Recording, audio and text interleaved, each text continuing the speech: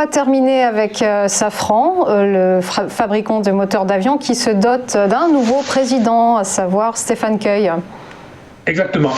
Donc en fait, je reviens sur cette valeur, j'en avais parlé il y a 2 ou 3 semaines, j'indiquais qu'elle était bloquée sous une zone de résistance située à 126,50 € précisément, que cette zone avait servi de résistance à 6 reprises, autrement dit à chaque fois les vendeurs prenaient la main, et je conseille simplement de regarder en cas de cassure de cette zone des 126 €, on pouvait avoir une accélération relativement rapide vers les 137, 138 €.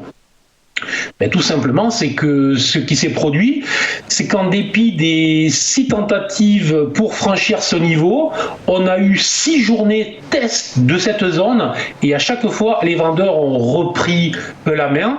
Et que se passe-t-il lorsqu'une résistance résiste? Ben, les vendeurs, à un moment, prennent franchement la main, les acheteurs cèdent complètement et donc la valeur évolue donc désormais sous les 120 €, donc une baisse qui commence à être significative et surtout on est en train de franchir des niveaux support dynamiques qui auraient dû pu tenir. Donc on est sur une valeur, les vendeurs ont bien eu la main, les acheteurs cèdent, et donc il va falloir regarder vers des zones plus basses pour essayer de se repositionner.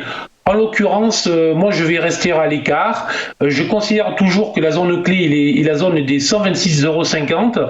Lorsque cette zone sera franchie, plus que probablement je passerai à l'achat sur le titre. Tant que cette zone résiste, je considère que ce sont les vendeurs qui ont la main, donc je reste à l'écart pour le moment sur le titre.